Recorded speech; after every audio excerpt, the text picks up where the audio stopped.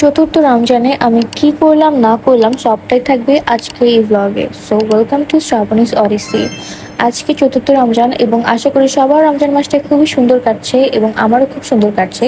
তো সেহরিতে খাওয়ার জন্য হচ্ছে যে আমি আমার মতো করে একটু ফ্রাইড রাইস আর একটুখানি চিলি চিকেন করেছিলাম, যদিও চিলি চিকেনটা একদমই ঝাল ছিল না, কারণ সারাদিন রোজা রাখার জন্য আমি ঝাল কিছু খেয়ে সারাদিন রোজা রাখাটা প্রেফার করি না। তাহলে হচ্ছে যে সারাদিন দেখা যাবে যে বুকের ভিতরে একটু জ্বলবে। তো এই তো সেই টাইমে উঠে যাই, অ্যান্ড অ্যাজ ইউজুয়াল এই মাসটা যেমনটা হয় আর কি, প্রত্যেকের বাসায় আলো জ্বলে। তো আজকেও দেখলাম যে সবার বাসাতেই আলো জ্বলছে।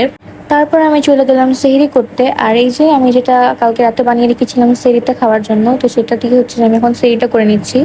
আর নর্মালি হচ্ছে যে আমি সেহরি করি, ইফতার খাওয়ার পর রাতেবেলা ডিনার করি না, একেবারেই সেহরি করি, কারণ দেখা যায় যে পরে না হলে আমি আর সেহরিতে তেমন কিছু খেতে পারি না। দেন সেহরি শেষ করে হচ্ছে যে তাহাজ্জুদ অ্যান্ড ফজরের নামাজ, মোস্ট ইম্পর্টেন্টলি এটা পড়ে দেন হচ্ছে যে আমি ঘুমিয়ে যাই। অ্যান্ড সকালবেলা উঠে যাই, উঠে হচ্ছে যে আমি আমার পর্দাগুলো সরিয়ে একটু রুমে একটু আলো করে দিই। অ্যান্ড প্রত্যেকদিন সকালবেলা হচ্ছে যে আমার মুইজা এসে আমার গেট নক করে, তো আজকেও তার ব্যতিক্রম কিছু না, ও এসে আমার গেট নক করছিল। কারণ ওকে ভাইয়া খাওয়ালেও ও সারাটা দিন আমার কাছেই থাকে, দুপুরও আমার কাছে ঘুমায়, ইভেন রাতেও মাঝে মাঝে আমার কাছে ঘুমাতে চলে আসে। তারপর উঠে ফ্রেশ শেষ হয়ে দুপুরবেলা হচ্ছে যে আমি আর কি মানে অন্যান্য কাজ টুকটাক করে দেন দুপুরবেলা হচ্ছে যে আমি রান্নাঘরে যাই আম্মুকে কিছুটা হেল্প করতে। অ্যান্ড যে হচ্ছে যে আমি মুরগির মাংস রান্না করতে যাই, তো ফার্স্টে হচ্ছে যে তেলে আমি জিরা, তারপর লবঙ্গ, তেজপাতা এগুলো দিয়ে দিই। তারপর হচ্ছে যে রসুন দিয়ে দিই, রসুন হওয়ার পর একটু পেঁয়াজ দিয়ে দিই। আর পেঁয়াজ দেওয়ার পর হচ্ছে যে পেঁয়াজটা একটু হয়ে আসার পর হচ্ছে যে আমি বাকি মশলাগুলো দিয়ে দিই, যেমন হলুদের গুঁড়া, জিরা গুঁড়া, ধনিয়া গুঁড়া, মরিচের গুঁড়া। দেন সেগুলোকে সুন্দর মতো কষিয়ে নেওয়ার পর আমি এখানে মাংসটা দিয়ে দিব। মাংস আর আলু দুটোকে আমি একসাথে দিয়ে দিই। আর এই মুরগির মাংসটাকে আমি খুব ভালো মতো কষিয়ে নিব, কারণ আমার কাছে মনে হয় যে মাংস যত ভালো মতো কষানো হয় এটার টেস্টটা তত ভালো আসে।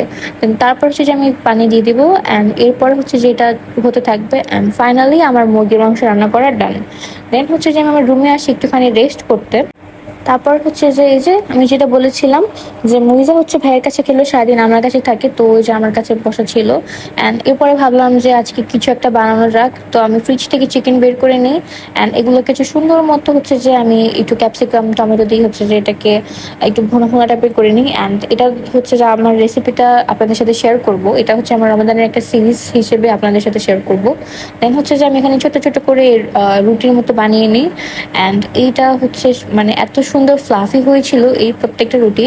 দেন ওটার ভিতরে হচ্ছে যে আমি এটাকে কেটে দেন ওই পুরগুলো ভরি। অ্যান্ড এটা হচ্ছে আমার পকেট শর্মা, যেটা খেতে খুবই মজা হয়েছিল। আর আজকের ইফতারে হচ্ছে যে আমি এটাই বানিয়েছিলাম, অ্যান্ড সাথে অবশ্যই ভাজা পোড়া ছোলা বুট এগুলো তো ছিলই। তো আশা করি ভিডিওটা ভালো লেগেছে। Thanks for watching.